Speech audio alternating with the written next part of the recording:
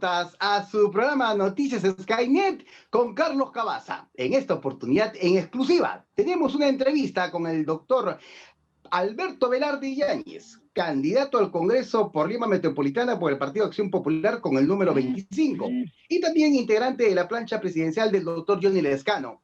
Bienvenido, doctor, a su programa. Vamos a hacer una entrevista en exclusiva para contar muchas cosas que el pueblo no conoce. Bienvenido. Gracias, Carlos, por la invitación. Un saludo a todos tus radioescuchas, internautas y los que están conectados a esta importante red de comunicación. Un placer estar con todos ustedes. Vamos a conocer la vida del doctor Beto Velarde, como lo conocen en Acción Popular. ¿Cuál es su vida partidaria? Cuéntenos cómo ha sido su vida en la política, desde qué tiempo empezó, cómo empezó, qué logros ha tenido en Acción Popular, cómo trabajó, con quiénes trabajó. Cuéntenos, por favor, ilústrenos. A ver, Carlos, es muy bonito recordar en estas fechas los inicios, en el caso mío, de la actividad en Acción Popular. Fíjate, yo me afilié al partido en 1977, cuando estaba empezando los estudios universitarios de Derecho. Yo estudié en 2 universidades a la vez, Educación, Filosofía y Ciencias Humanas en la Villarreal y Derecho y Ciencias Políticas en la San Martín. Y tenía una gran vocación por los temas del Perú y sus problemas, que en ese tiempo los más evidentes eran la falta de libertades civiles y electorales y la presencia omnipotente de las Fuerzas Armadas en la conducción del país. Belaúnde era un personaje de historieta. Yo había conocido a Belaúnde a través de un pequeño libro que se llamaba El hombre en la bandera, un hermoso libro escrito por José María de la Jara cuando yo era un chico de 16 años acabando el colegio. Y lo tenía grabado como un personaje emblemático, como un Quijote de las libertades. Y pero con este choque de que la izquierda y el APRA eran las ideologías dominantes en los centros federados de derecho, entonces yo era un buen estudiante de filosofía. En el segundo año ya enseñaba, hacía auxiliar de prácticas de los profesores. Y entonces, un día, con un amigo mío, Antonio Piep, compañero de carpeta, regresábamos de Javier Prado hacia el Rímac, donde los dos vivíamos, y el local de Paseo Colón lo acababan de abrir. No había ni letreros, pero ya había allí todo el rum de que ese iba a ser el local de Acción Popular. Comento con mi amigo y compañero de clases de la universidad, y él me dice, oye, yo tengo un tío que es muy cercano a Belaúnde. Ah, loco, le digo, no, verdad, vamos a ver a mi tío que es abogado, y está su oficina frente a Palacio de Justicia, muy cerca de Paseo Colón. Nos bajamos y fuimos a buscarlo. Dagoberto Laine, que luego fue presidente del Congreso de la República, era el tío de mi amigo. Tocamos la puerta. Yo ya había sido dirigente social de varias organizaciones, la YCF, la Asociación Cristiana de Jóvenes, había manejado muchos temas de publicaciones, de escribir, que siempre me ha gustado publicar. Y entonces vamos al despacho de su tío como abogado, nos recibe, conversamos, éramos hombres ya de 19, 20 años, ¿no? Y entonces nos dice, bueno, ustedes tienen que afiliarse al partido, porque ustedes son lo que el partido necesita. Y nos fuimos caminando de una oficina vieja frente al Sheraton hasta el local de Paseo Colón. Nos pareció enorme el local. Solo funcionaba el primer piso. El patio todavía era una huerta perdida, una huerta vieja que había tenido ese solar republicano. Nos dieron una ficha de cartón blanca con un pequeñito sello de Acción Popular y nos afiliamos. Septiembre de 1977. Muchos de los parientes del presidente Belaúnde y el propio presidente Belaúnde no estaban en el Perú. Algunos se habían ido por temas de estudio y el presidente de la UNDE trabajaba como catedrático en los Estados Unidos y el gobierno militar no permitía el retorno de algunas personalidades, entre ellas de la UNDE. Hijos de algunos connotados exministros, exsenadores, formamos un equipo. No pasábamos de 10 personas, Carlos, de la generación mía. No pasábamos de 10 personas. Entre ellos uno relevante, Ricardo Monteagudo Hijo. Su padre, gran figura, luego fue presidente del Senado. Había sido ya representante por Cusco, el primer gobierno presidente de la UNE. Entonces, hicimos las primeras tareas. Belaúnde Libertad, Belaúnde Regresa, y todos teníamos el problema de que había que llegar a las casas sin manchas de pintura ni de tizas, porque había persecución. Javier Alba había montado su estudio al costado del partido, en un piso último, séptimo, si no recuerdo mal, y él nos daba material para pegar. Y entonces en el cuerpo nos poníamos los afiches que fabricaba Sandro Mariátegui y que íbamos a recoger de Minerva. Y nos lo poníamos en el cuerpo, poníamos las casacas y nos íbamos, en mi caso, Cerro Pasco, Tingo María, Arequipa, porque era un bien prohibido ese tipo de cosas. Éramos muy pocos. Había mucha fraternidad, había mucha mística, un gran sentido de cambiar las cosas. No había candidaturas para nada.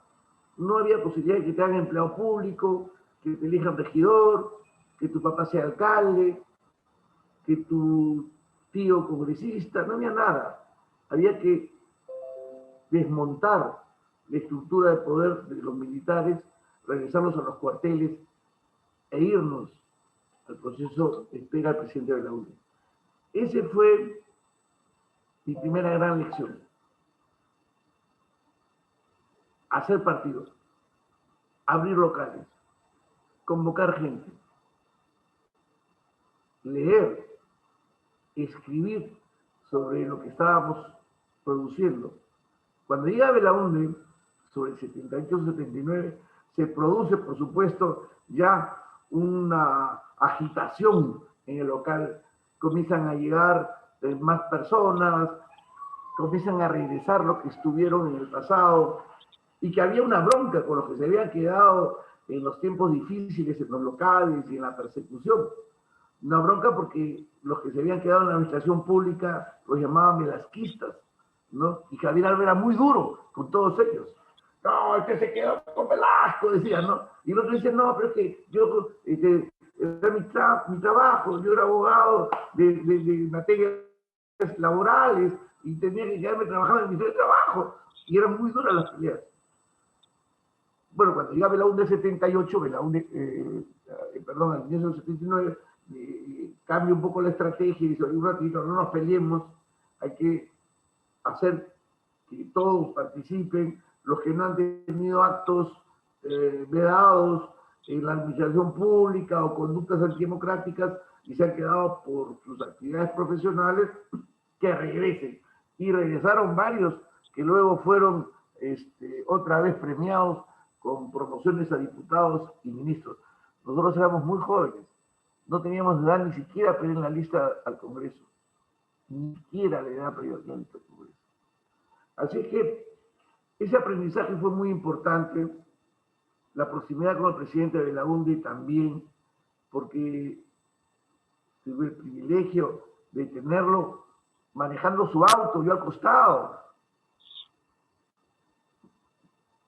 que nunca más lo he visto otra vez manejando su camioneta Toyota, mía, verde petróleo, ¿no? Entonces, él era muy exigente, le gustaba hablar con propiedad, no solo en el uso del idioma, sino también en el contenido de las ideas, que supieras de historia, que supieras de geografía, ¿no? Que tuvieras capacidad de tener opinión, y alentaba mucho el esfuerzo intelectual de los jóvenes.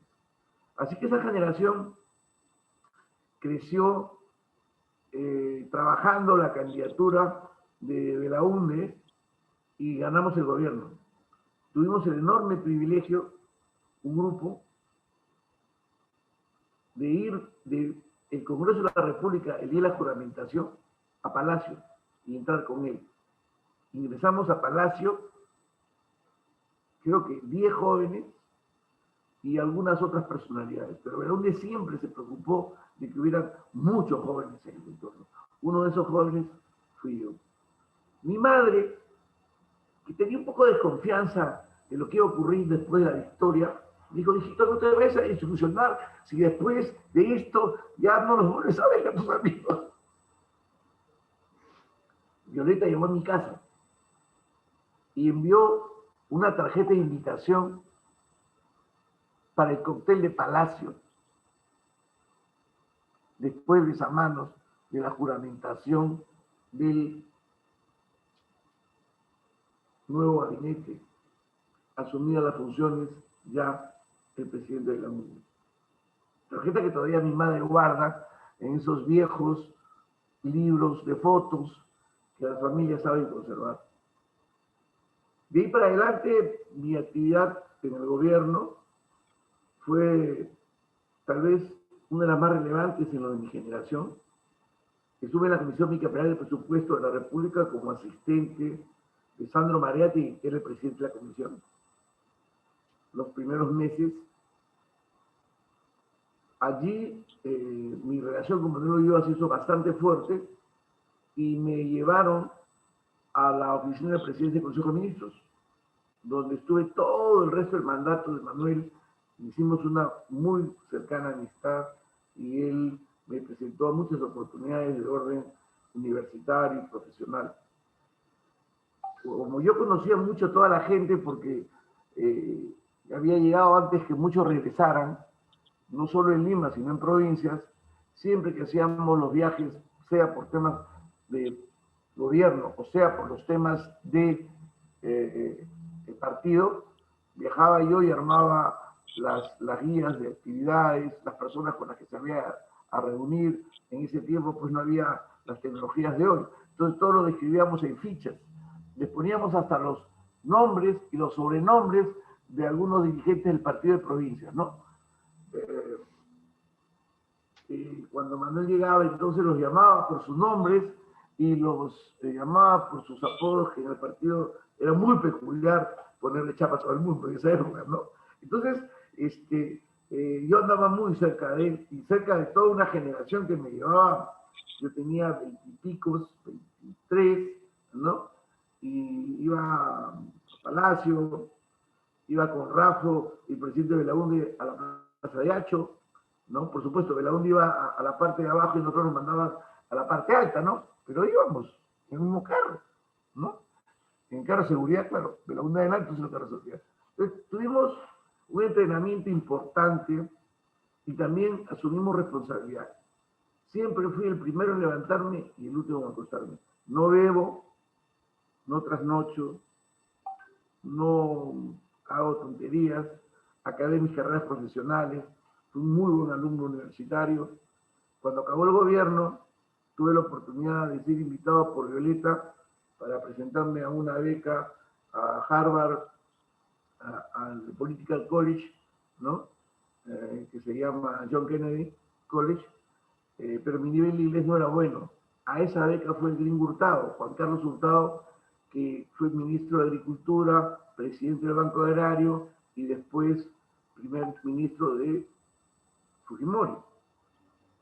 Y yo fui al IE Business de Madrid, una de las grandes escuelas de negocios en España, que estaba acompañada por la London Business, y me hicieron un entrenamiento en Londres y me fui a posgraduar. Allí estudié 2 años y luego tuve una beca de funcionario de banco para ver el funcionamiento de los bancos de exportación y los bancos de promoción. Porque el presidente Belaúnde, a lo largo de los años que estuve en el gobierno y muchas veces que tuve la oportunidad de compartir con él, siempre tuvo preocupación en que necesitábamos para coadyuvar el crecimiento de lo que era la vivienda, tener la capacidad de generar créditos e hipotecas. Y entonces el partido no había creado o atraído a gente en esos desempeños, porque teníamos muchos ingenieros, muchos arquitectos que venían de la UNI, que eran sus alumnos, y muchos abogados que venían del tiempo de Javier Alba, que forma el Frente de Juventudes Democráticas, que se constituye luego en Acción Popular, ¿no? Pero le faltaba ese tipo de otros perfiles para que el partido construyera esa enorme oferta del presidente de la UNDE, y siempre decía, el primer ladrillo es el financiamiento, hay que buscar capacitarse para poder ayudar a resolver el problema de los que más necesitan para la vivienda propia. Y así fue como me perfeccioné. Hice mi posgrado, no en Derecho Constitucional, que hubiera sido lo lógico, sino en materias como finanzas, administración de negocios y otros. Durante los años 85-87, regreso, acabado mis estudios, voy a la casa del presidente de la UNE, por supuesto, y el presidente en esos días, junto con Iván Cabero, que fue un gran personaje del partido, que era muy cercano al presidente de la UNE,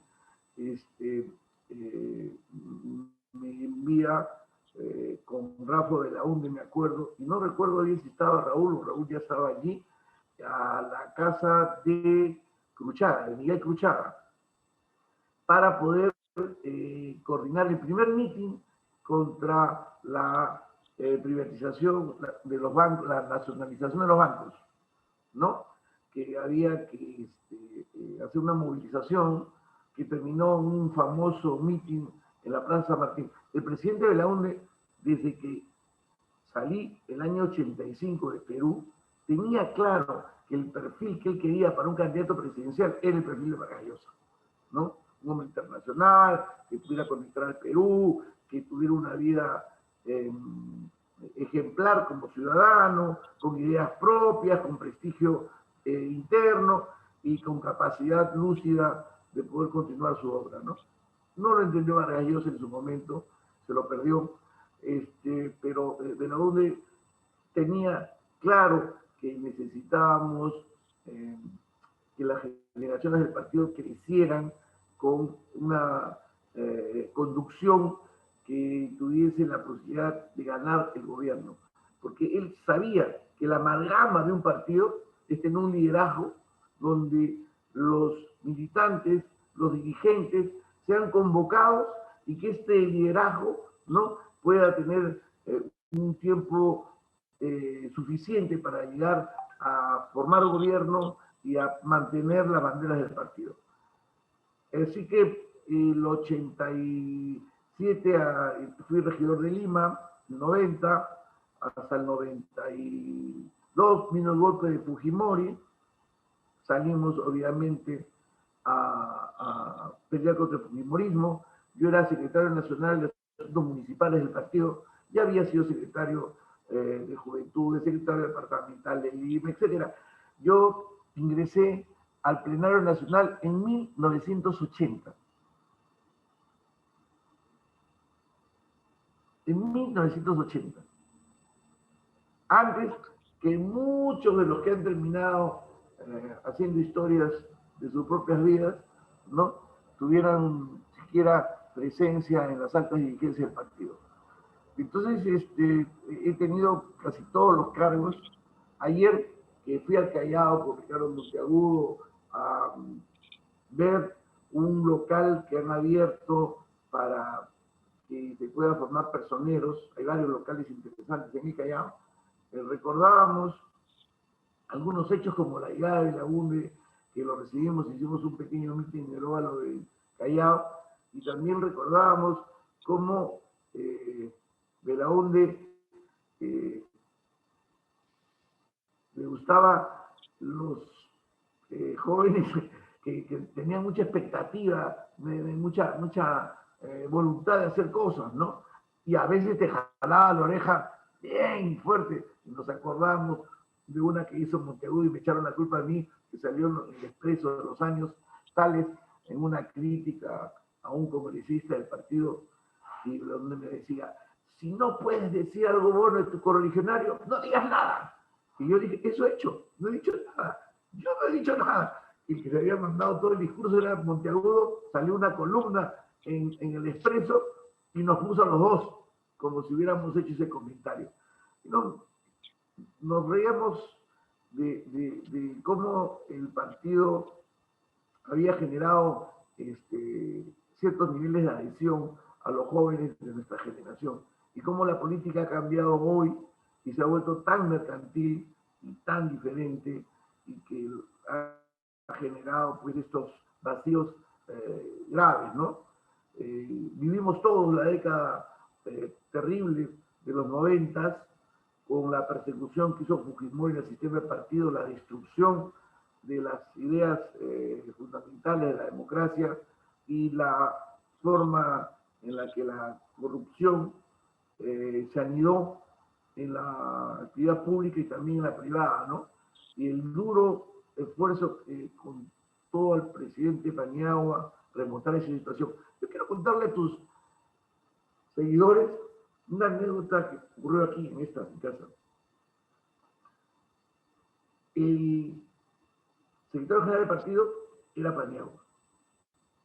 El partido había tenido dos grandes alas, el ulloísmo, donde yo me encontraba, y el albismo.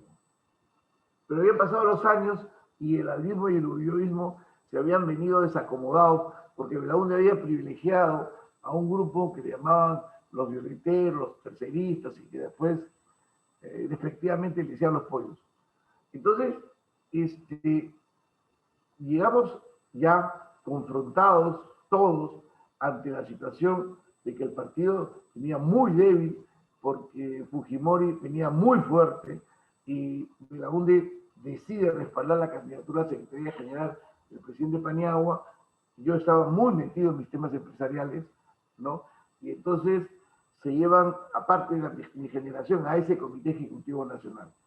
Ese Comité Ejecutivo Nacional se partió en dos y la mitad quería expulsar a Paniagua del partido y la Secretaría General, porque Paniagua había promovido el Foro Democrático en alianza con el APRI y con las izquierdas para salir del fujimorismo. Entonces había una controversia muy fuerte. Yo tenía una muy buena relación con Paniagua. Habíamos guardado algunas distancias por motivos de que él había sido muy cercano a Javier Alba en el gobierno y llegó al presidente del Consejo de Ministros, que era Manuel Ulloa. Pero por supuesto tenía una admiración intelectual importante al presidente Paniagua. Éramos afiliados los dos el mismo año, el año 77, y los dos entramos al Comité Ejecutivo Nacional en el año, yo en el 80 y creo que en el 81, ¿no? Y él me llevaba, por supuesto, 20 años. Pero él venía de la democracia cristiana, donde había sido diputado el 63 en la Alianza con Acción Popular. Gran personaje, sin duda. Entonces, este grupo que formaba la gente de mi generación decide pedir la vacancia de Paniagua en su Comité Ejecutivo Nacional. Y se arma una cosa terrible que termina, por supuesto, en manos del presidente Belaúnde.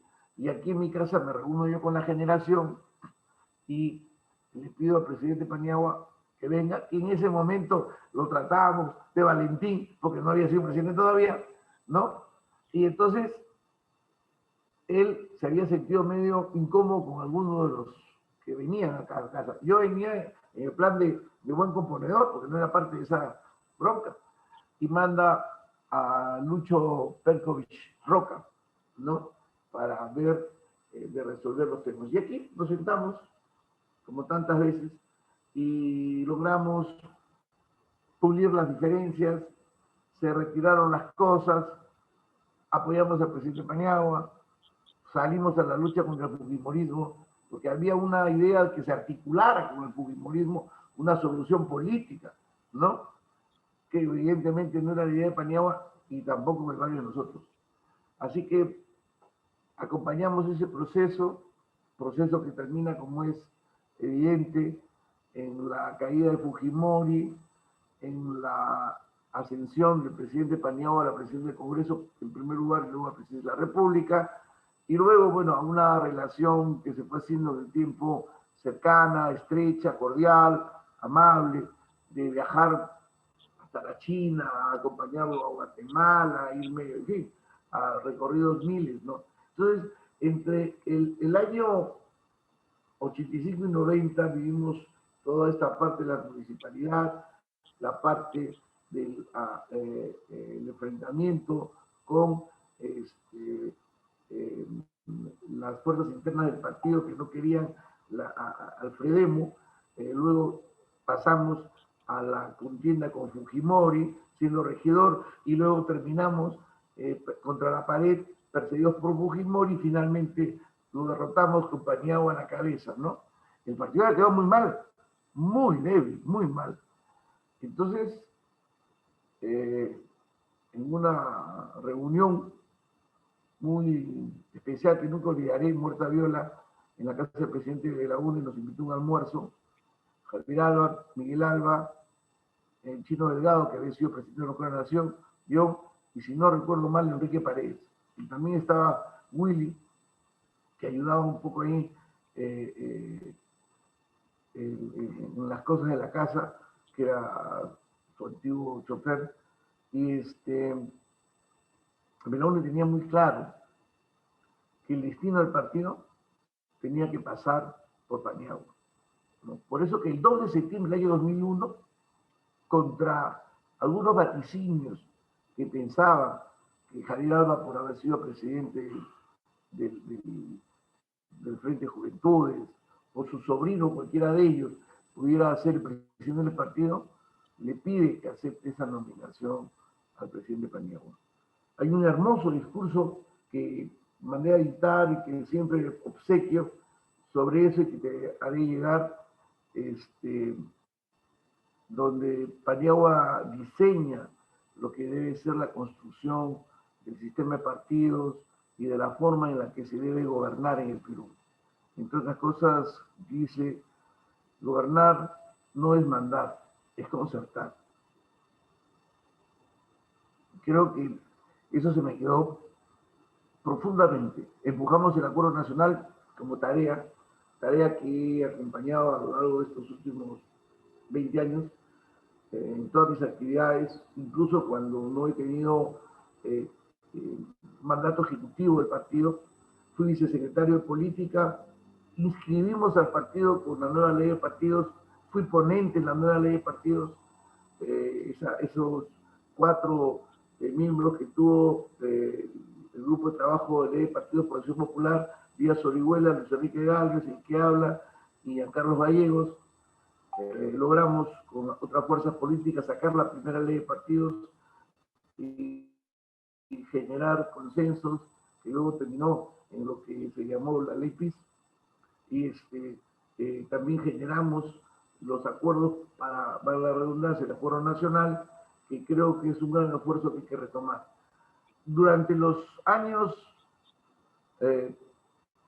2002 y 2006, en clara instrucción a lo que había dispuesto el presidente de la UNDE, ayudamos a construir la candidatura del presidente Paniagua. El presidente Paniagua creía que era importante hacer un gran frente, que hay una gran convocatoria, que el gobierno de Toledo había traicionado las expectativas populares, se había puesto al servicio y había repuesto a la misma mafia, sobre todo en los últimos 2 años del gobierno, y que iba a ser muy difícil gobernar el Perú.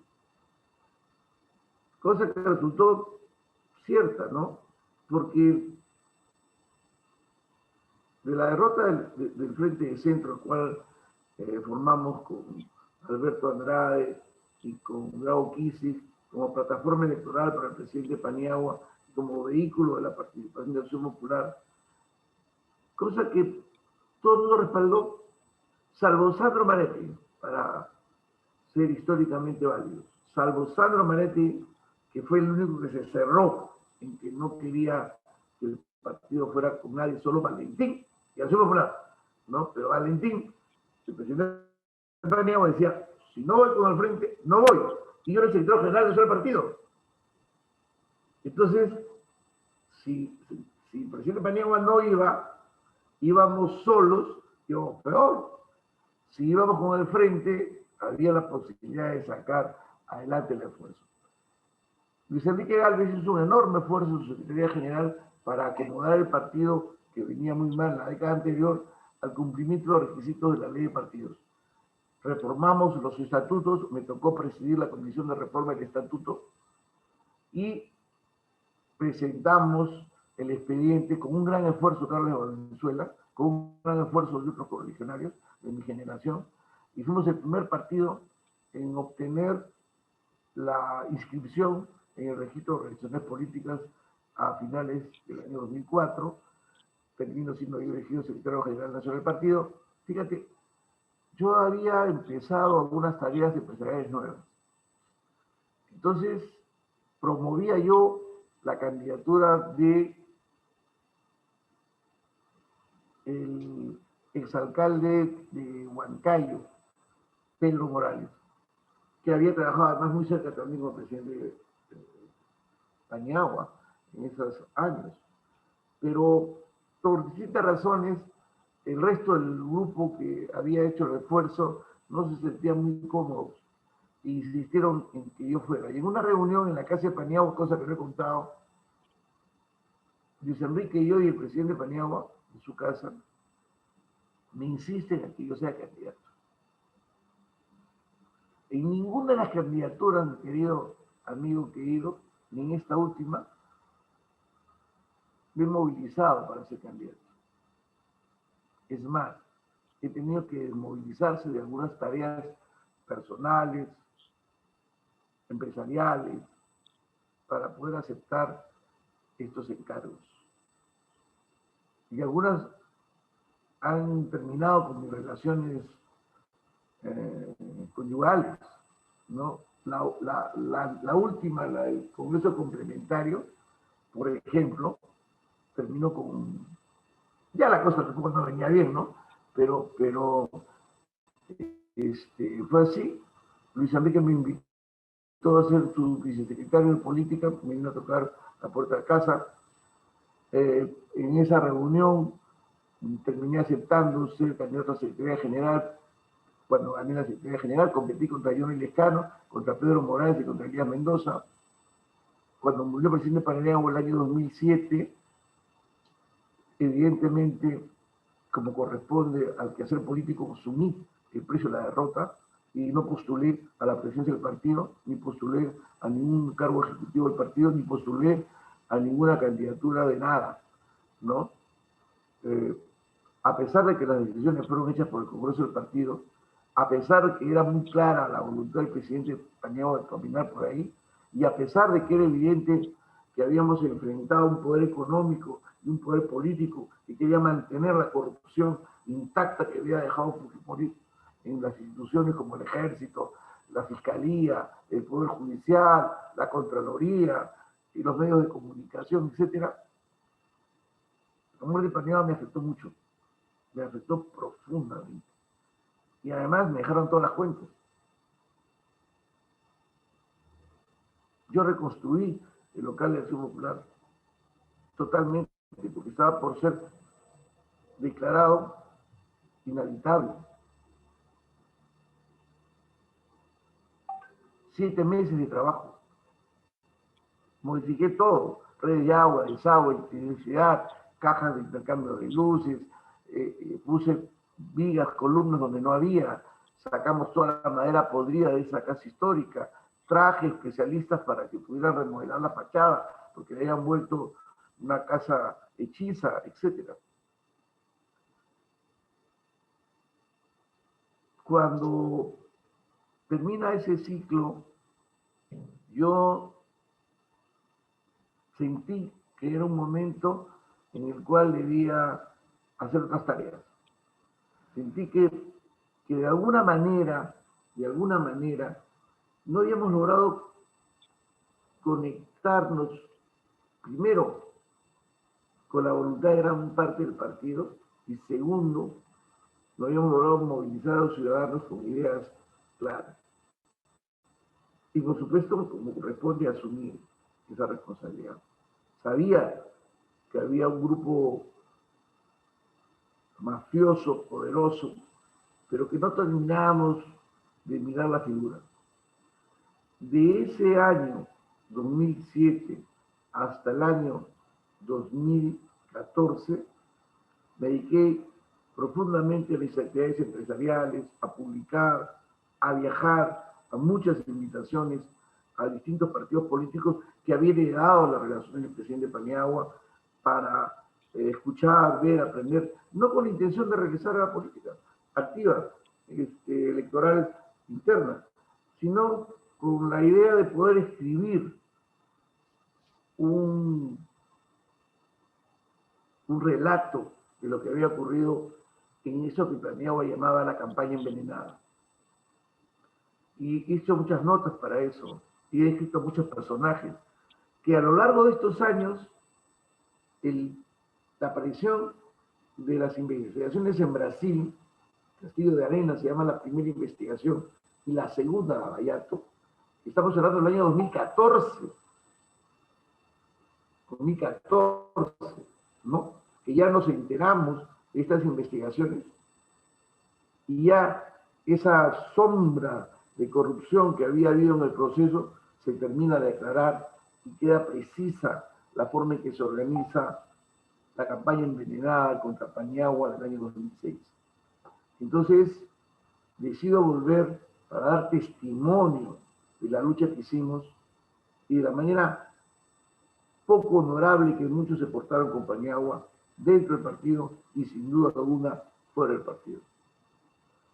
No siempre trae simpatías el tener la voluntad de sacar la verdad al frente, porque hay muchos que se sienten afectados. Pero la historia es esa.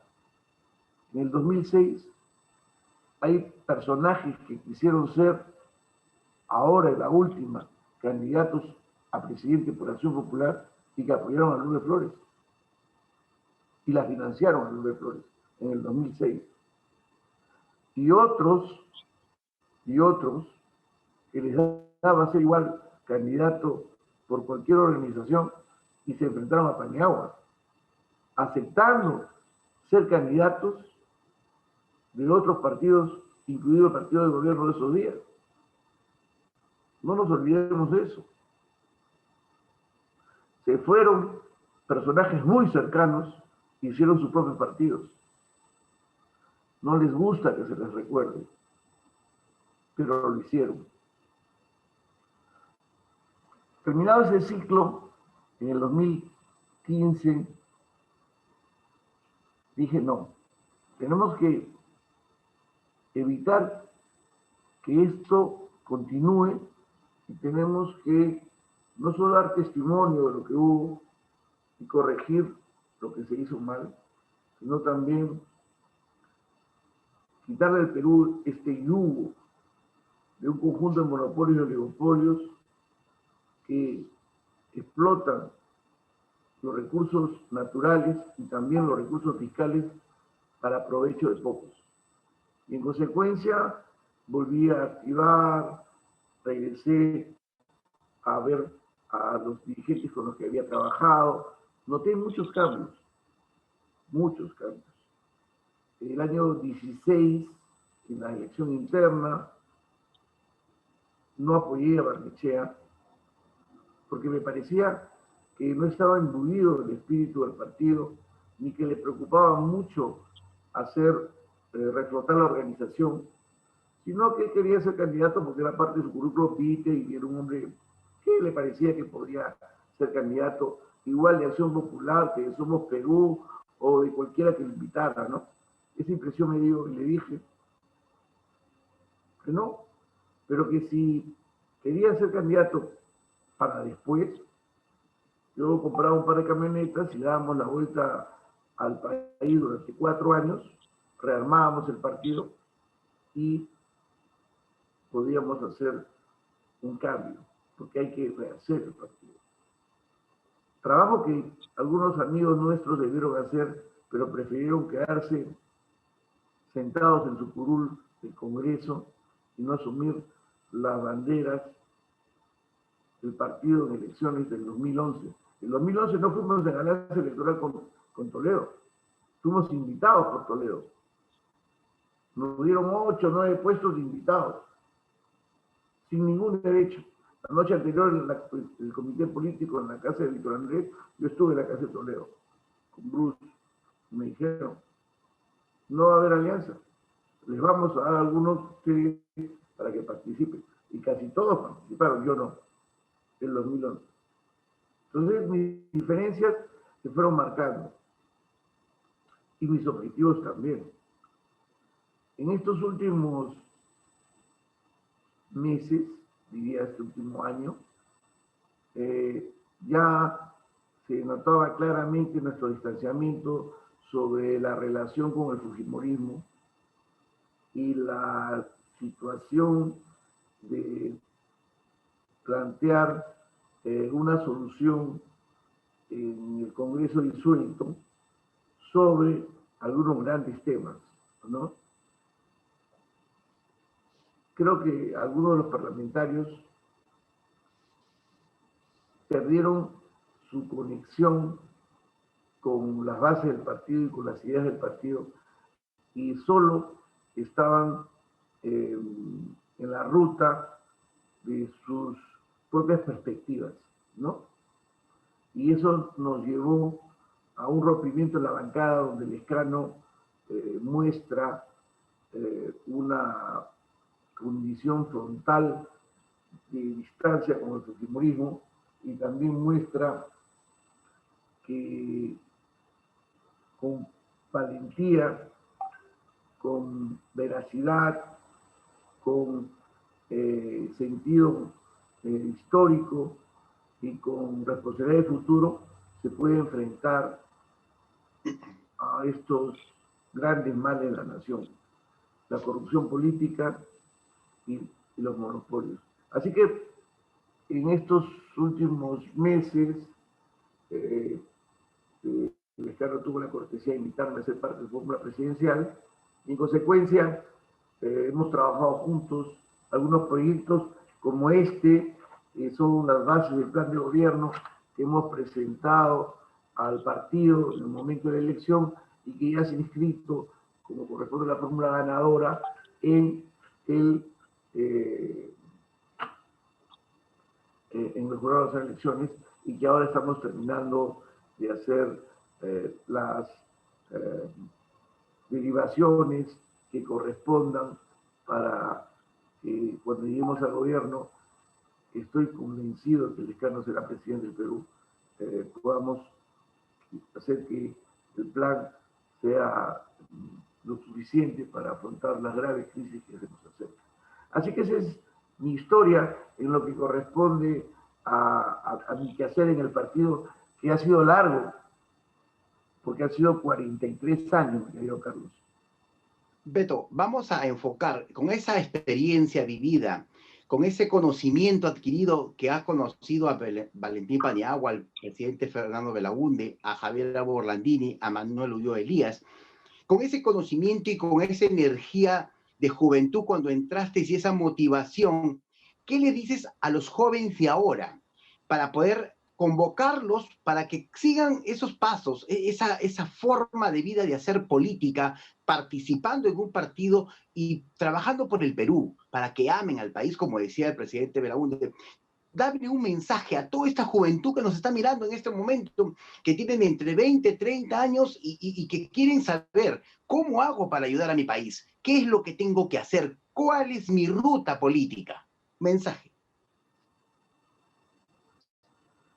La política es una tarea de todos y el Perú requiere de todos los jóvenes que de buena voluntad quieran entregar sus capacidades intelectuales y también físicas, porque hay que caminar mucho este país para reconstruir un sentido de nación.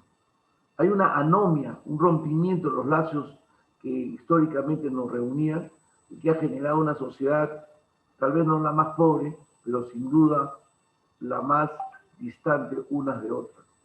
En consecuencia, los jóvenes del Perú tienen una gran tarea que hacer: remontar del individualismo y del materialismo, que es el telón de fondo en que viven las sociedades modernas, para poder recuperar lo que el presidente Belaúnde encontró en ese credo telúrico que nos presenta y que ahora Lescano asume con tanta claridad de la maquilla, mayuya y amasella.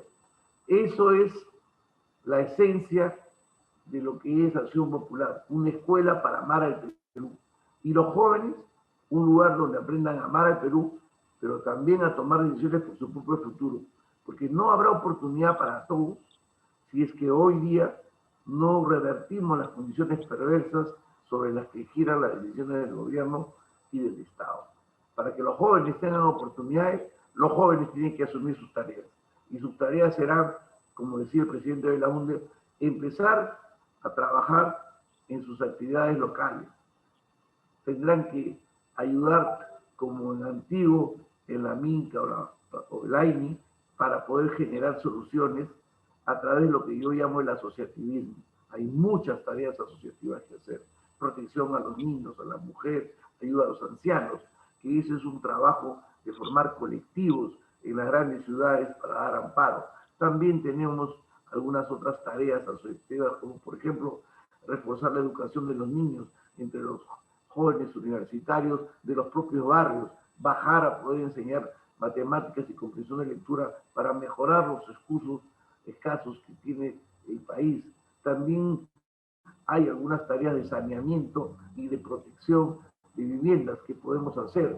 Por ejemplo, a todos aquellos que están ubicados en las laderas de los cerros, cuyas condiciones no están debidamente hechas para poder llegar allí, y hay que convencerlos de que puedan movilizarse a las otras áreas donde los terrenos sean más propios para la vivienda o para la protección de quebradas o de cursos de agua, y no generar las espantosas escenas que vivimos cuando viene el niño o caen los huaicos. En consecuencia, los jóvenes no solo tienen que aspirar a ser congresistas o ministros, sino tienen que aprender a hacer el trabajo asociativo dentro de sus barrios y ser un ejemplo de ello. Pero a la vez también tienen que saber que en Acción Popular se tiene que premiar la formación. Tenemos que, como decía el presidente Belaúnde, conocer nuestra historia y nuestra geografía de manera absoluta, de tal modo que podamos amar al país. No se ama lo que no se conoce, y en consecuencia hay que visitar los pueblos. Si no podemos irnos hasta Amazonas, donde está Lescano hoy día durmiendo, por lo menos podremos caminar hacia las periferias de la ciudad, por lo menos movernos nuestra comodidad de vivir en barrios en ciertos niveles de desarrollo a otros lugares para mirar las dificultades que tienen esos pobladores. Y en consecuencia poder tener un sentido de identidad con el país. Porque esta anomia social se produce porque creemos que los que están allá con los niveles de dificultad y de pobreza no son los nuestros, son ellos. Y eso hace más divergente esta sociedad.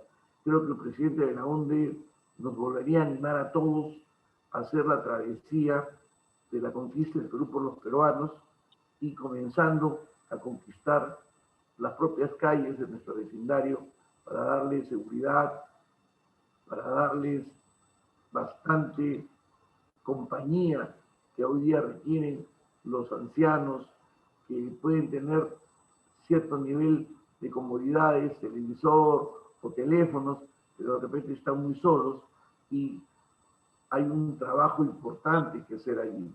En consecuencia, mi convocatoria a los jóvenes es para retomar el pensamiento del presidente Belaúnde, colocarlo en el contexto y sacar adelante de una manera asociativa, con respaldo de la comunidad, a los objetivos de la búsqueda del bienestar y la felicidad, que es a lo que debemos aspirar todos los seres humanos. Excelente. Ya los jóvenes han escrito por interno y están muy emocionados. Se van a comunicar a través de las redes sociales, me dicen muchos. Ya viendo la parte de tu vida de político, joven, activista, Vamos a ver ahora el tema de la campaña. ¿Cómo está la campaña? ¿Qué es lo que se ha formado? ¿Es una cruzada política? El doctor Johnny Lescano mencionaba de que no es una campaña porque se gastan muchos millones, sino una cruzada política como lo hacía el presidente Belaúnde y toda la militancia en los años 80, juntando grupos y recepcionando a la comitiva presidencial. Cuéntanos qué lugares han visitado, cómo has vivido este pequeño paso por el norte del país con este candidato Johnny Lescano. Cuéntanos, por favor, que la gente tiene que saber cómo viven la cruzada política.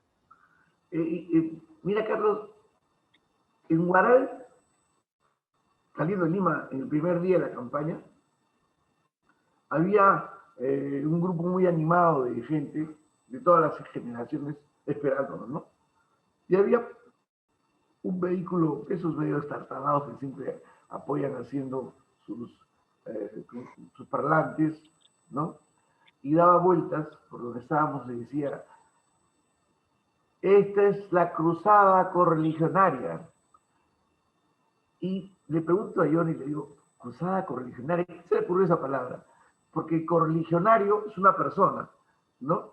Y es, o sea, es un sustantivo. Y está usada aquí como para adjetivo, como una calificación, ¿no?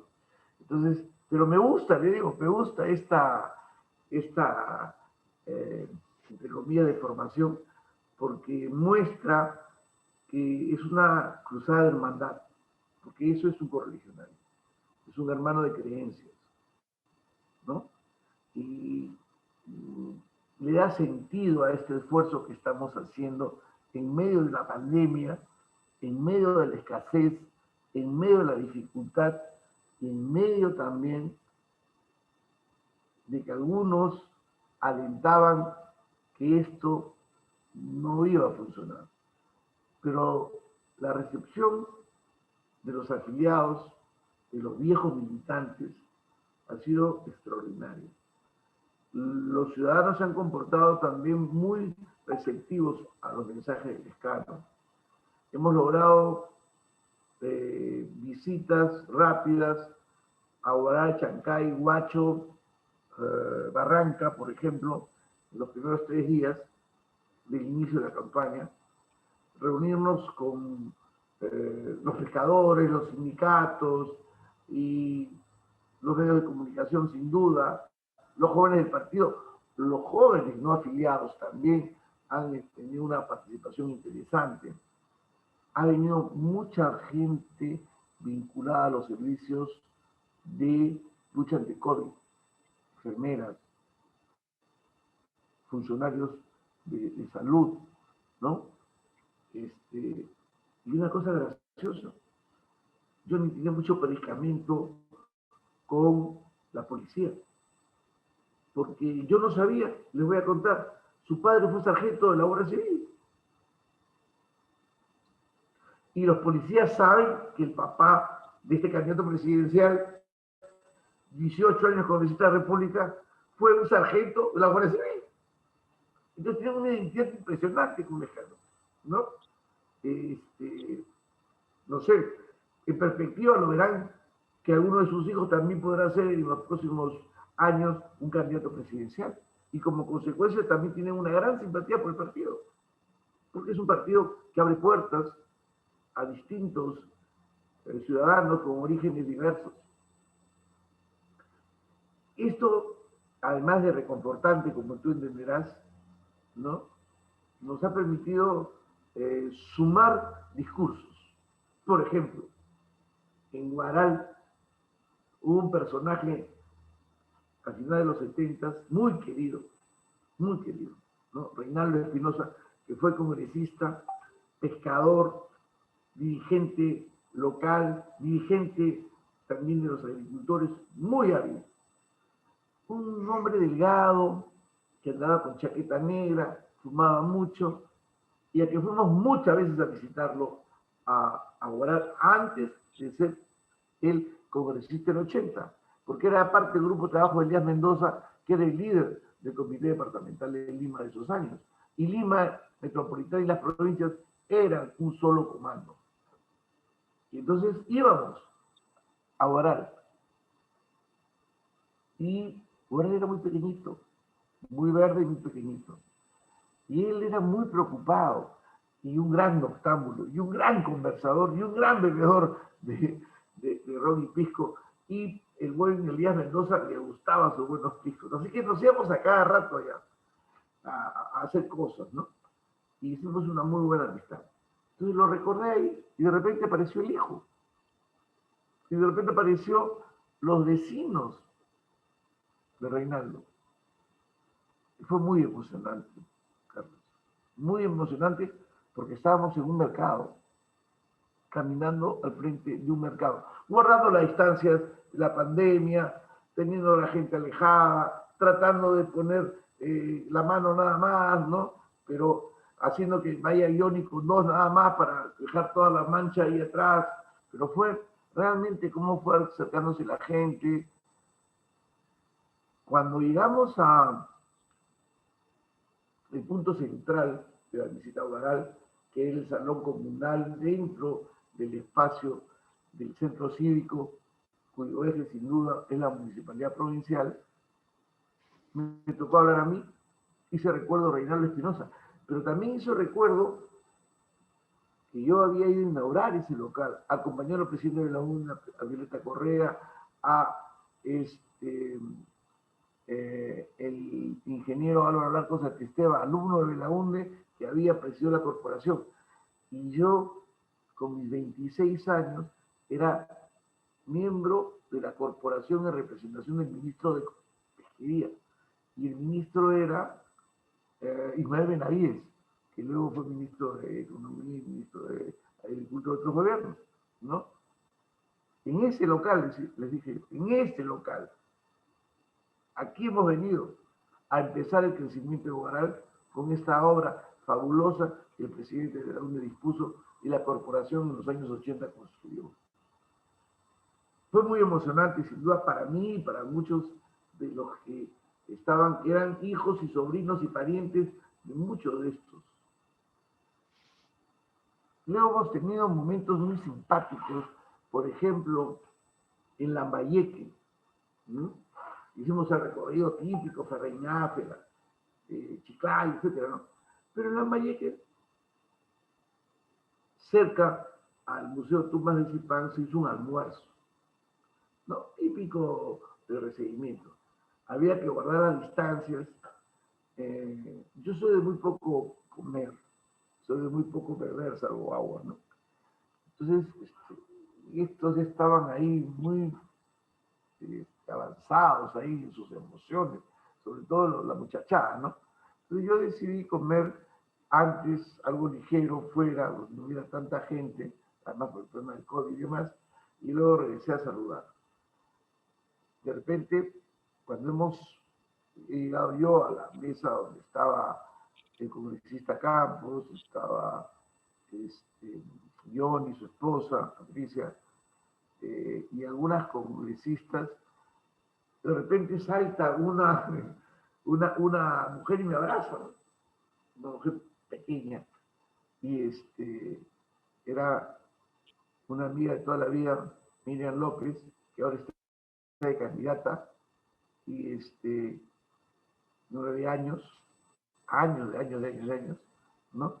Y que había sido invitada en la elección del plenario complementario que se hizo para suplir las renuncias y ausencias de falta de mujeres que se presentaron en algunos departamentos, y que la verdad yo ni sabía que se había producido esa inclusión, ¿no?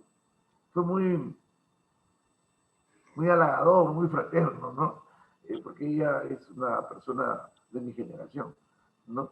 Así que ahí nos fuimos todos caminando hacia el Museo Tumbas de Zipán, tomamos una sesión de fotos, una foto muy bonita, con Johnny ahí en las puertas de esa edificación tipo pirámide. Fue una bonita experiencia.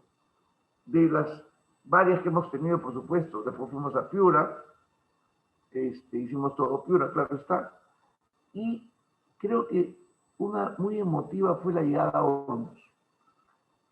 Nosotros habíamos adelantado con el carro en el que yo estaba, y la delegación venía un poco atrasada. Yo tenía que mirar la entrada para Olmos. Olmos tiene un buen grupo de dirigentes del partido. Severo es un tipo de primera que es su líder.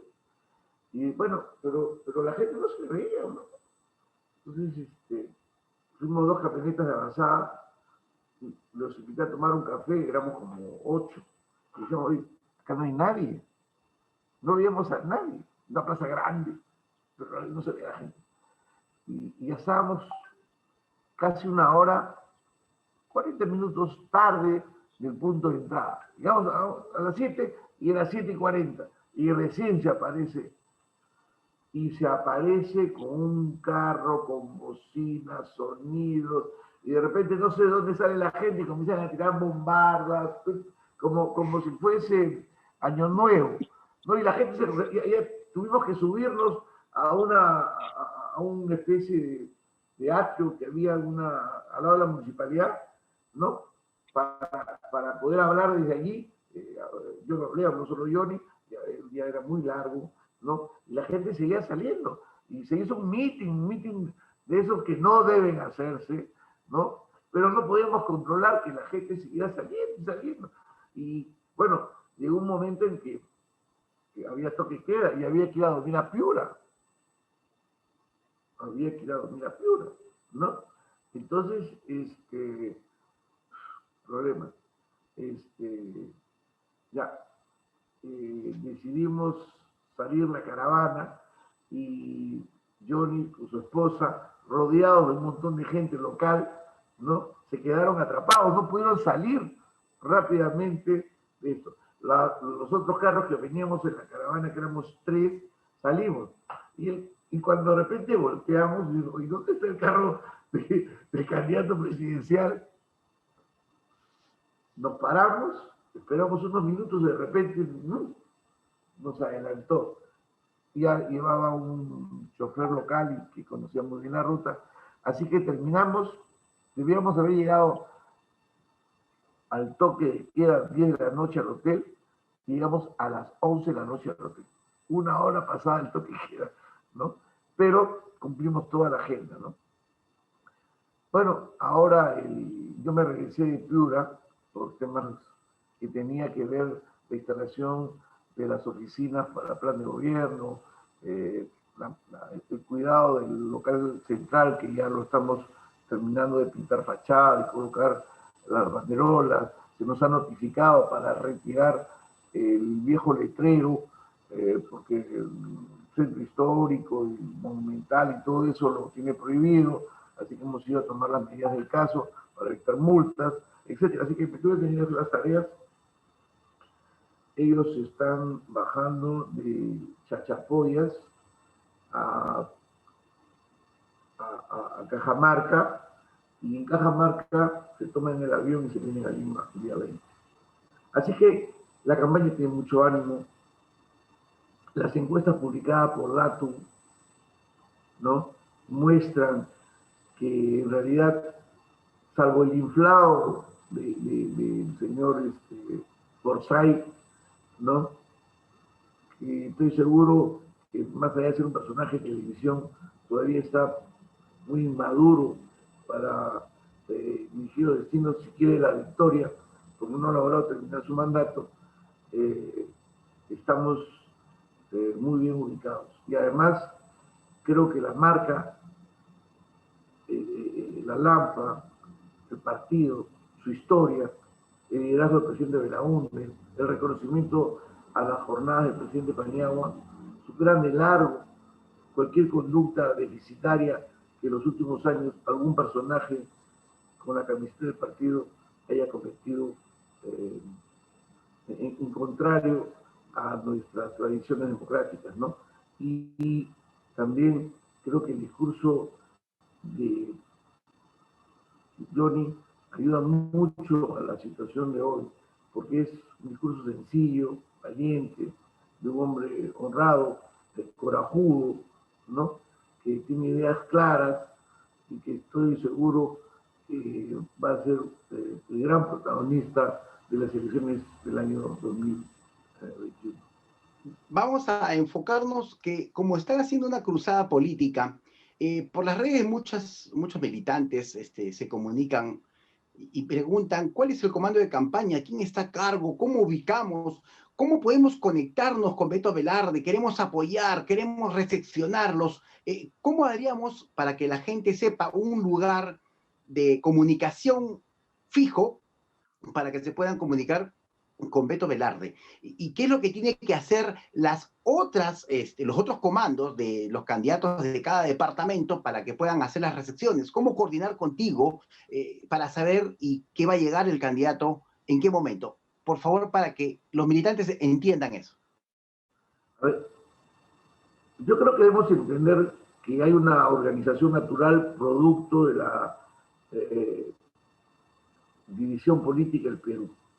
En este momento, los candidatos al Congreso de cada región, departamento, constituyen el peldaño organizativo natural para los efectos de la campaña en general y sin duda la campaña presidencial. En consecuencia, lo que se ha hecho es dos chats, uno de los candidatos por Lima y otro de los candidatos que están fuera de Lima.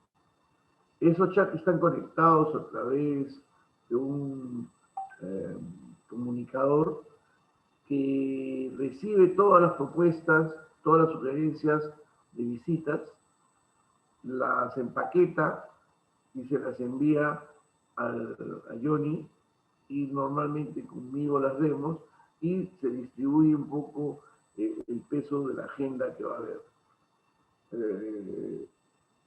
A veces se queda uno sin voz de la cantidad de actividades que se hace y hay que cortar o no se puede acceder a todos porque los movimientos resultan siendo complicados. A veces las coordinaciones no son pues exactas porque hay los contratiempos propios de cualquier campaña. Pero el chat ha resultado siendo un instrumento muy importante para los efectos del manejo de la condición de la campaña. Porque tú pones tu idea, pones tu propuesta, pones tus iniciativas, las miran el grupo entero, se pueden ir consolidando, amarrando con otras y finalmente generarse algunas de estas decisiones que terminarán siempre en que Johnny Lescano termina aprobando la agenda de la visita, ¿no? Así que en ese sentido creo que está claro. En relación a mi participación, yo soy candidato al Congreso por Lima, no me he ocupado nada de eso. Me he ocupado de hacer que funcione la salida de la gira, que felizmente ha tenido un gran éxito, y ahora me estoy ocupando de que la parte logística también aterrice, tener los dos locales importantes abiertos. Espero lograr conseguir 2 o 3 locales más, uno en Lima Norte, otro en Lima Sur, otro en Lima Este, de tal manera que podamos tener un gran eje, así como la infraestructura que ya han aportado algunos de los militantes del Callao, porque entre Lima y Callao hay 12 millones de electores. Entonces, esa estructura es fundamental para el resultado electoral que esperamos el 11 de abril. Y necesitamos tener casi 28.000 personeros entre Lima y Callao. Y eso es una gran tarea que hay que acometer. En ese esfuerzo estoy. Luego vendrá una segunda gira de Johnny hacia el sur, que es altamente probable que empiece en unos 8 o 9 días, ¿no? En que se darán los correctivos y se generarán los espacios que resulten siendo pertinentes para que todos estén informados. Pero también es verdad que los programas se cierran faltando 1 o 2 días, porque no podemos promover grandes concentraciones. Hay muchos que me llaman y dicen, Beto, queremos ir a recoger a Johnny en el aeropuerto. Y les digo, bueno, pero lo vamos todos, vamos a hacer, no sé, un grupo demasiado grande, vamos a tener conflictos con la autoridad sanitaria, conflictos con la autoridad policial, conflictos con los medios de comunicación y conflictos con nosotros mismos, porque estamos asumiendo riesgos de salud bastante elevados, ¿no? Entonces, seguramente publicaremos un agradecimiento a todos los correligionarios que quieren asistir, que me llaman y me envían, y quieren hacer caravanas y llevar bandas, porque están realmente muy motivados. Y eso me da mucho gusto que así ocurra. Pero no podemos caer que eso nos lleve a confrontar con la realidad de este sufrimiento que tiene el Perú con el COVID. No podemos. En consecuencia, hay que tener la cabeza en su lugar y tomar decisiones claras. A mí me buscan en el Facebook, cualquier cosa me mandan por el inbox. Tengo un fanpage con casi 4.500 y algo más de personas ahí, y a todos les contesto, ¿no? Hago publicaciones que tú, Carlos, las conoces, cuál es mi estilo, ¿no? Trato de transferir, por un lado, valores y ideas, y por otro lado, información para que las personas que nos siguen estén muy cercanas a las cosas que hace la fórmula presidencial, y en especial Johnny Lescano como candidato presidencial, y en lo que a mí respecta, en el liderazgo que tengo, ¿no? Así que el fanpage y el inbox son instrumentos apropiados para estar siempre conectados. Excelente, ya la militancia, la gente, los internautas que están conectados van a colaborar también compartiendo los videos que están a través de Noticias Skynet en todo el mundo. Terminando esta parte de la entrevista, vamos a estar ahora en la parte donde tú estás como candidato al Congreso con el número 25. Vamos a ver cuáles tus proyectos de ley que vas a presentar en el caso de que tú te consagres como congresista por Lima. Menciónanos unos proyectos y especifícanos qué beneficio le traería al pueblo peruano, al país y a todos, por favor. En primer lugar, como es público, pretendo encabezar el debate de la reforma de la Constitución. Todos saben mi proximidad con el presidente Paniagua y también los trabajos que he publicado en distintos lugares sobre el tema. Hace unos meses publicamos un bonito trabajo que se llamó sobre la reforma constitucional, la reforma del artículo 93, con motivo de la que en julio del año pasado el Congreso reformó 5 artículos constitucionales, generando una crisis política que terminó en un debate en Palacio de Gobierno con la suscripción de parte del congresista Merino en su condición de presidente del Congreso en ese momento, diciendo que esos 5 artículos reformados no iban a ir. Se requería mayor reflexión para eso. Publiqué un artículo que se llamaba La vacancia, la reflexión necesaria, con relación al otro evento político, cuando en septiembre intentó la primera vacancia a Vizcarra, y pedíamos que esto se manejara de una manera que la aplicación del artículo 113 fuera objetiva, y en consecuencia debería haber una comisión, como se propuso, que viera desde el momento en que Vizcarra se hace de la presidencia, desde la vicepresidencia, hasta el momento en que se descubren los audios de la infamia, en la cual él proyecta falsear la verdad y eludir la justicia. Sin embargo, se procedió de la manera que todos conocemos y ocurrió lo que ya sabemos. Publiqué, con motivo de los 20 años de gobierno de transición, un artículo vinculado a eso. Un artículo de 25 páginas en un libro, por si acaso, ¿no? Y en otras tareas, ¿no? Entonces, la primera cosa que pretendo ahora es delinear con claridad cuál va a ser la postura del partido en relación a la reforma constitucional y cuál es la tradición que el partido ha tenido en estos menesteres. Debo recordarte las dos grandes etapas de formación de constitución que hemos vivido en nuestra generación, la de 1979, el partido no fue parte de los constituyentes, pero sí tuvimos parte de los debates. Y en la última, en la de 1992, tampoco fuimos parte de los constituyentes y poco hicimos en los debates. El presidente Paniagua ha escrito mucho sobre el tema y él calificaba que la constitución vigente no es otra cosa como un estatuto de una dictadura escondida, ¿no? Refería evidentemente al fujimorismo. Y rompía el modelo histórico de las constituciones peruanas, que la constitución de 1979 la forma, pues,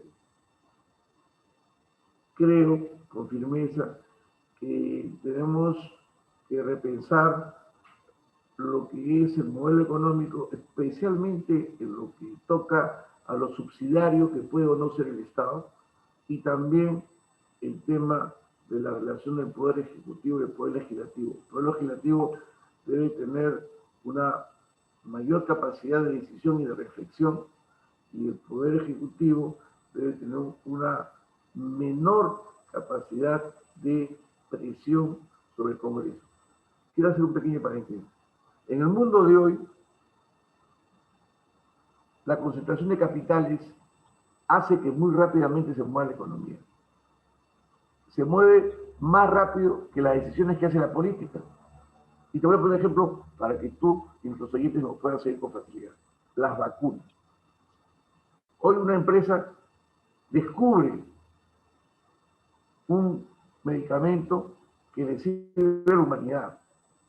Y entonces con el poder de ese conocimiento, que lo va a convertir en un negocio, como corresponde a la actividad empresarial, le dice al Estado, oye, apruébame antes del ciclo que marca la OMS, Organización Mundial de la Salud, en las cuales las vacunas se consideran ya aptas para el uso indiscriminado de las personas. Porque ese proceso es muy largo, puede demorar hasta 10 años. Y entonces, apenas empiezan la tercera etapa, piden una preaprobación y para eso se requiere una ley y una reforma dentro de los reglamentos de salud pública de los países. Primer problema. Segundo problema. Yo no he producido vacunas, pero te las voy a vender a ti, Estado. Ese bien es inexistente, es un bien futuro. Y las legislaciones nuestras no están adaptadas para eso. Entonces tengo que reformar la ley para poder permitir ese tipo de comportamientos de compra. Pero además, ese dinero que estoy comprometiendo, que es del Estado, que es de todos, la entidad privada, este laboratorio, esta gran comercializadora de medicinas te dice, no me dilates el precio, porque a ti te voy a vender esta cantidad a este precio, y guárdame esto como una condición del contrato, reserva, porque de repente al siguiente país le vendo más precio, o a menos precio. Ni tú ni yo lo vamos a hacer, por lo menos no ahora. Si uno se da cuenta de esta configuración, la rapidez en la toma de las decisiones de estos grandes complejos económicos en relación a la lentitud y al procesamiento de una decisión de Estado y a la necesidad que a su vez esto se convierte en ley y como consecuencia tenga que ir a un Congreso para que discuta. Esos dos movimientos en el tiempo se dislocan, producen vacíos, confrontación y sin duda alguna corrupción. Pero ese es el mundo al que nos vamos a someter, porque los cambios de las tecnologías y los conocimientos son una revolución difícil de administrar. Entonces, ¿qué cosa es lo que se pretende? Que los líderes de opinión de los grandes consorcios que agrupan televisión, redes, periódicos, etcétera, sean los grandes influyentes sobre la decisión de los estados y de los parlamentarios. Entonces ellos producen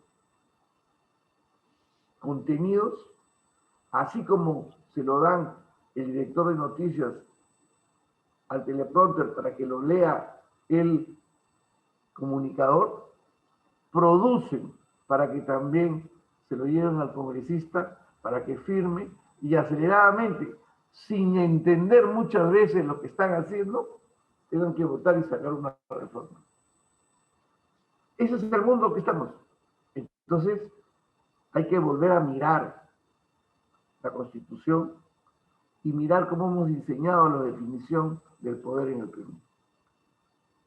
Esa es una tarea a la cual le voy a poner mucho empeño. Reformar el sistema de partidos políticos para que puedan existir pocos partidos nacionales que se extiendan en la geografía y que se extiendan en el tiempo, pero que además estos permitan que los buenos ciudadanos ingresen a la política y puedan desde allí llegar hacia la función de gobierno nacional, regional, provincial o distrital, cosa que no está ocurriendo. Por eso que tenemos esos enormes niveles de corrupción y donde cada alcaldito se siente dueño de los recursos fiscales que su pueblo le ha dado. Y por eso tenemos la cantidad de corrupción y de persecución de alcaldes, presidentes regionales y presidentes de las repúblicas. 6 en proceso. Esa es otra tarea a la cual nos vamos a cometer. O sea, vas a liderar. Porque si el poder político, como decía el presidente Paniagua, produce una democracia gobernada, entonces no tenemos posibilidad de hacer grandes cambios en el modelo económico. Te voy a poner otro ejemplo. Un alcalde financia a un empleado, un dependiente de él, y lo lleva de congresista. Vota en las internas teniendo lo que yo le llamo los afiliados esclavos. Te contrato a ti y tu hijo, tu mamá, tu hermano votan por quien yo digo, porque si no te voto el trabajo. Eso se llama afiliado esclavo. O el afiliado mercancía. A todos ustedes les voy a regalar, por supuesto, cosas de la municipalidad, tales bienes, tales dineros en las internas, y colocan de puestos 1, 2 o 3 a esos personajes. ¿Qué hacen esos personajes en el Congreso? Que no tienen ninguna formación ni ningún talento para hacer política, son dependientes y abogados de estos personajes. Se preocupan de que la fiscalía no les tramite con rapidez los expedientes que tienen.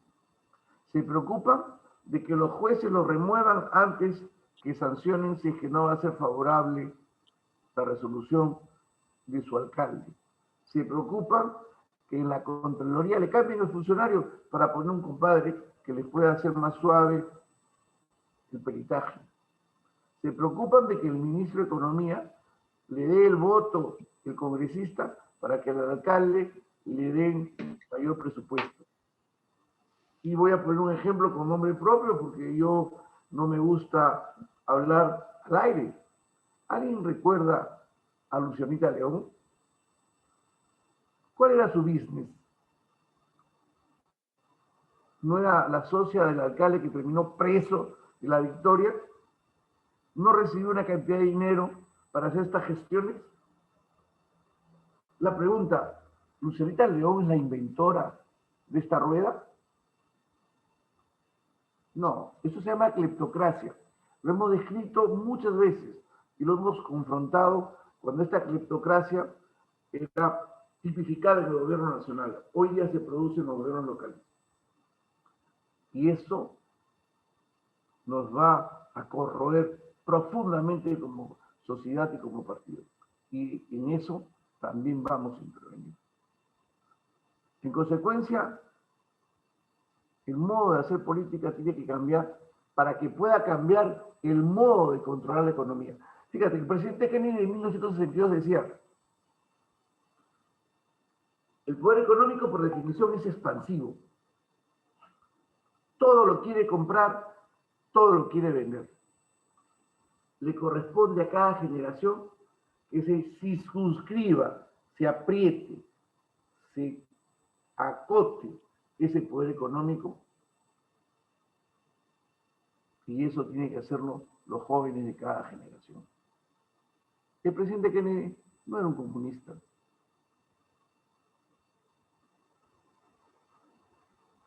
Pero era un hombre de Estado.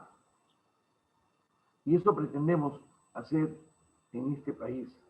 Otra vez, regresar a tener hombres de Estado.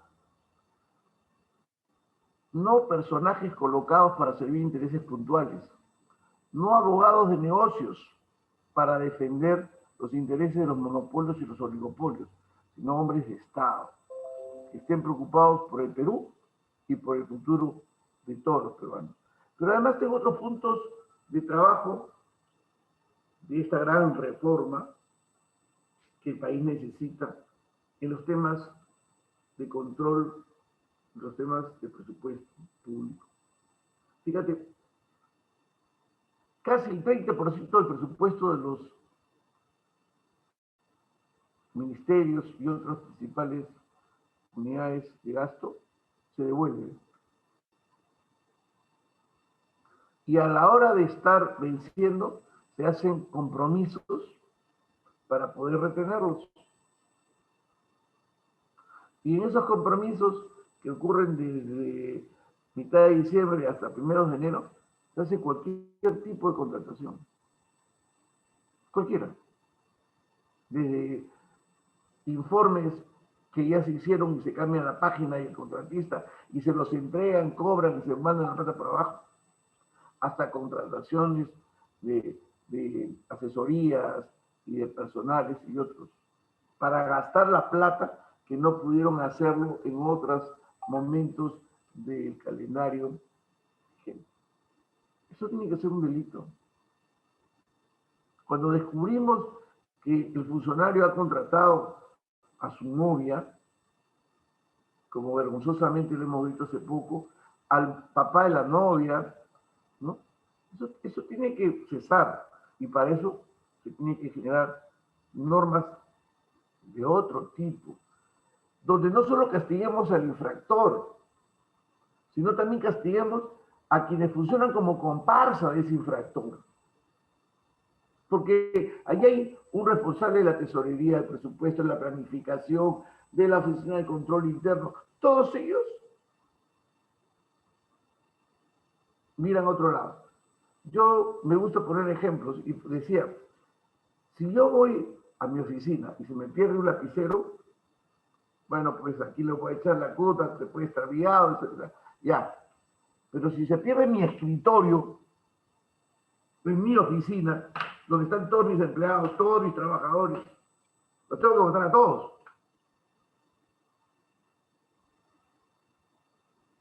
Porque no hay forma de que salga ese escritorio sin que todos lo dejen. Eso está ocurriendo.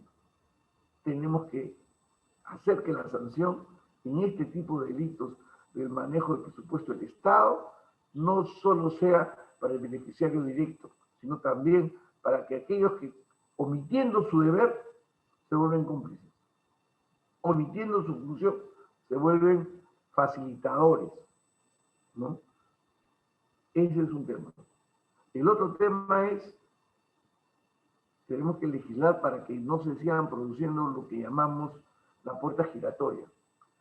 Ahora te toca ser parte de la administración pública y yo te voy a contratar cuando termine. Entonces tú vas a regularme como yo quiero, porque después te voy a contratar. Entonces, la función pública queda en los términos de regulación y control predeterminada por el gran operador que es el privado. Y el funcionario público termina estando sometido a la ventaja del contrato futuro. Allí tenemos que legislar para cortar con claridad esas situaciones. Fíjate, la empresa privada funciona así. Yo he sido funcionario de alto nivel, director de empresas, gerente de empresas, y te hacen firmar un contrato donde te obligan a que si tú renuncias, no puedes ir a otra empresa de la competencia durante tantos años. Y lo que tú has visto al interior de la empresa, tú no puedes hacer uso de esa información. Y lo que tú has aprendido allí, no puedes usarlo para hacer un negocio igual o propio. En la empresa privada. En la empresa privada. Y si lo haces, te demandan. Y hasta te puedes ir preso por asumir información exclusiva de la otra empresa, y es un delito. En consecuencia, no es que no existan los instrumentos, es que no se quieren usar. Y contra eso también vamos a legislar. Para mí, importante, reforma del poder político, sinceramiento del modelo económico y generar las responsabilidades de los funcionarios públicos de una manera consistente para cuidar los recursos del Estado. Esas tres tareas me propongo hacer como legislador. Muy bien, ya sabemos los primeros trabajos que vas a hacer como congresista en el caso de que llegues a ser uno de los más votados, porque veo que la gente está apoyando en las redes sociales, me dicen mucho que van a votar por Beto Velarde por el número 25. Felicitaciones a todos los que están integrando esto. Vamos a hablar, cuando Johnny Lezcano llegue a ser gobierno y tú parte de la plancha presidencial, ¿qué es lo primero que haría el gobierno de Johnny Lezcano como Estado? ¿Qué es lo que debería hacer primero? A ver, creo que tenemos tres grandes frentes hoy. El tema de la pandemia y la secuela que ella va a dejar en temas de salud, que tiene tres aristas a trabajar. El primero, la propia organización de respuesta al COVID. Lo segundo es el sinceramiento de la información y la calidad de la comunicación y de sus mensajes. Porque hasta ahora no sabemos si la ivermectina sirve o no sirve, si hace más daño o más bien, si el conjunto de medicamentos que se han venido aplicando son los válidos, si podemos completar, por ejemplo, el número de los de las camas que si el país estuviera en la OECD tendría. Para darte un detalle concreto, según la OECD, el mínimo es tener una cama UCI por cada 10.000 habitantes. El Perú debería tener 3.300 camas UCI y no tenemos ni siquiera 2.300. Tenemos un déficit de más del 30%. Pero el déficit no solamente es de la cama como tal, porque la cama viene con personal profesional para atenderla. Entonces, esa comunicación está siendo escamoteada en la información oficial y en la que también presenta los otros medios de comunicación. Entonces, tenemos una crisis sanitaria con el COVID como parte de las curaciones, tenemos una crisis producto de las comunicaciones, que los mensajes que llegan no son apropiados. Tú has visto la conferencia de prensa que han hecho, que parecía, con perdón de Cantinflas, ¿no?, organizada por él. Pero lo tercero que tenemos también es que medir lo que ha ocurrido en todo el año 2020 en comparación con lo que hemos logrado invertir como país para los efectos de la atención desde el punto de vista económico a nuestra población y desde el punto de vista de los resultados. porque allí lo que hemos podido observar es que ha habido muchas compras innecesarias, un despilfarro absoluto de salas UCIs que nunca se implementaron, salas que se construyeron y que no tuvieron los equipamientos a tiempo. Hemos visto los niveles de contratación con procedimientos muy aligerados que causan temor para luego hacer los pagos finales, generando perjuicio a los privados y también a los usuarios. Y esconde una trama de corrupción profunda. Una trama de corrupción profunda. Hay muchas cosas, Carlos, que se han comprado que no se han podido ni siquiera sacar de aduanas. Hay muchas donaciones de países o de privados ofrecidas al gobierno nacional que no han sido aceptadas por los criterios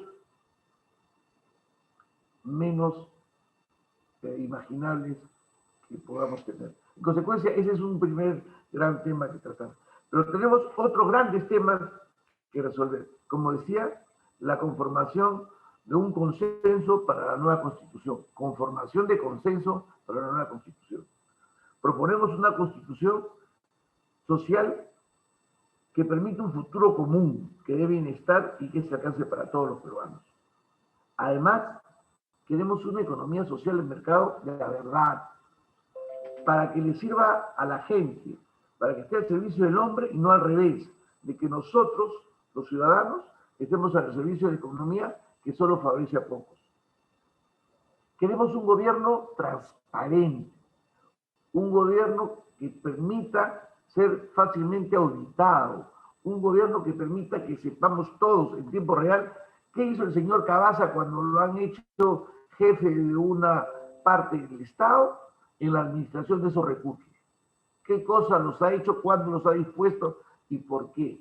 Sin necesidad de estar mandándole cartas de oficios para usar la ley de transparencia que el presidente Paniagua edificó. Porque hoy día los medios tecnológicos nos permiten, como ahora, ¿no?, poner todo abierto, en vitrina, para que la gente sepa qué se hace con su plata. Porque no es plata del gobernante, es plata del ciudadano. Queremos un gobierno sin ataduras y abierto. Y también el resultado de este año tan duro, el año 2020, que no solamente ha sido una pérdida de casi más de 10 puntos del PBI y la pérdida de más de 7 millones de empleos, es la necesidad de trabajar y dejar trabajar para que la empresa privada y el gobierno ayuden a crear no menos de 5 millones de empleos dignos. No menos de 5 millones de empleos dignos. Hay una parte que va a regresar por el simple hecho de retornar a las actividades normales de la economía. Eso va a permitir generar un volumen importante de empleo. Se calcula que por lo menos 3 millones en los próximos 2 años, a partir del año 22 para adelante. La propia recuperación del PBI va a generar el crecimiento de actividades económicas y como consecuencia el empleo. Pero tenemos que también promover empleo. Uno, que es resolviendo algunos temas que vienen pendientes hace muchos años. Por ejemplo, el comercio ambulatorio. Hay muchos que quieren generar infraestructura que les faciliten la compra a estos ciudadanos que ejercen este tipo de actividades, pero que se han generado ahora mafias, que las explico rápidamente. El alcalde se asocia con un dirigente, le da derechos para que ese dirigente pueda recibir un terreno del Estado y luego este señor contrata una empresa para hacer los estudios y presentarlos para el expediente de aprobación de la licencia de este nuevo local de galería o de mercado. Y ahí se ha generado un vínculo de negocio privado. Se le facilita solo a este asociado o a estos pocos asociados. Y a los demás ciudadanos que forman estas asociaciones, tienen que pasar por este embudo. Si no le dan la plata a este señor, no le aprueban su expediente técnico para permitirles hacer la inversión. ¿Viste el tema?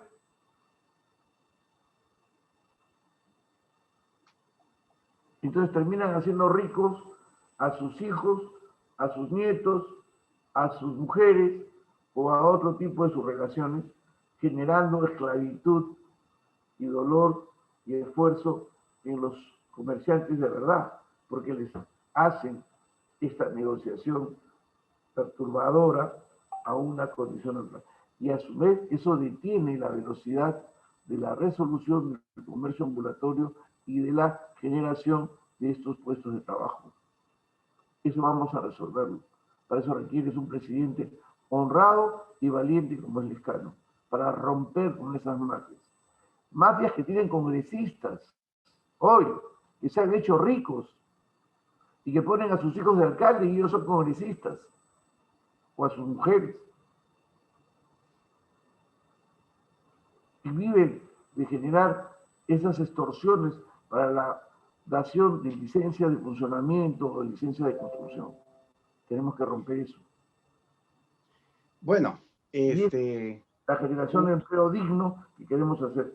Y finalmente, tenemos que construir un futuro, un desarrollo ecológico y ambiental, aprovechando los recursos naturales sin depredarlos. Y quienes exploten paguen un justiprecio para que pueda haber más ingresos para favorecer a todos los peruanos. En muy pocos lugares del mundo, mi querido amigo, las exoneraciones tributarias tienen 10 años. Ya es difícil encontrarlos, a los hay. Pero 20 es casi imposible. Y 30, como alguien pretendió hacer en el Perú, es un signo de locura o de corrupción absoluta. Si tú necesitas durante 30 años asistencia, ya debo declararte a ti inhábil para el trabajo. Así de sencillo. Uno se lesiona, te dan una fecha de rehabilitación, vas a tus masajes, a tus entrenamientos, etc., y te rehabilitan. Y ya dejas de estar en esa condición del paro por temas de salud, ¿verdad? Pero si alguien, un médico te dice, oye, tú no vas a poder trabajar en 30 años, entonces ya no vas a la rehabilitación ni te quedas en esa área del seguro, pasas a una pensión por inhabilitado. Eso le ocurre al ciudadano. A todos nosotros nos ocurre como trabajadores. Una empresa es igual. Si para poder competir necesita 30 años de exoneraciones, es artificial. Hay que repensar eso de una manera tal que permita que funcionen bien los mercados, que atiendan un desarrollo ecológico y ambiental, que permita generar empleo y termina siendo un círculo virtuoso que pretendemos instalar el 28 de julio del año 2021.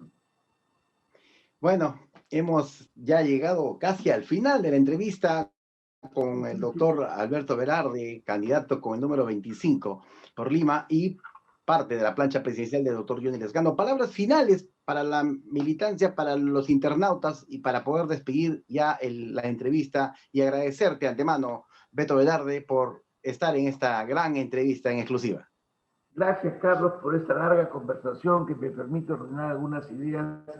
Quiero concluir, quiero resumir que lo que proponemos ahora es enfrentar los estragos post-pandemia como una sociedad madura, después de haber atravesado las etapas del terrorismo, la hiperinflación, la cleptocracia fujimorista, la corrupción generalizada de los gobiernos locales, provinciales, regionales y nacionales. Y que hemos tenido un crecimiento económico que en los últimos 20 años solo ha permitido que se concentren los beneficios en una élite que que no es capaz de conducir el Estado y que ha generado hoy menos pobreza, pero más desigualdad. Si es verdad que hemos levantado los niveles de pobreza en relación a hace 20 años, también hemos generado unas distancias totalmente abrumadoras entre unos pueblos y otros. Finalmente, requerimos un nuevo pacto, que este bicentenario nos permita hacer las reflexiones necesarias para pensar y actuar en favor de un futuro común como una aspiración conjunta de futuro. Creo que en ese sentido vamos a actuar y sacar el Perú, como decía Belaúnde, adelante. Gracias, Muchas Carlos, gracias. por estas largas horas de reflexión. Gracias. Muchas gracias a los internautas que nos han escuchado atentamente y pueden ver esta entrevista en la página Noticias Skynet. Pueden bajar el aplicativo en las redes sociales, LinkedIn, Instagram y también en el Facebook. Muchísimas gracias, Beto Velarde. Hasta una nueva oportunidad y gracias a los internautas que nos escuchan. Buenas tardes. Gracias, Carlos.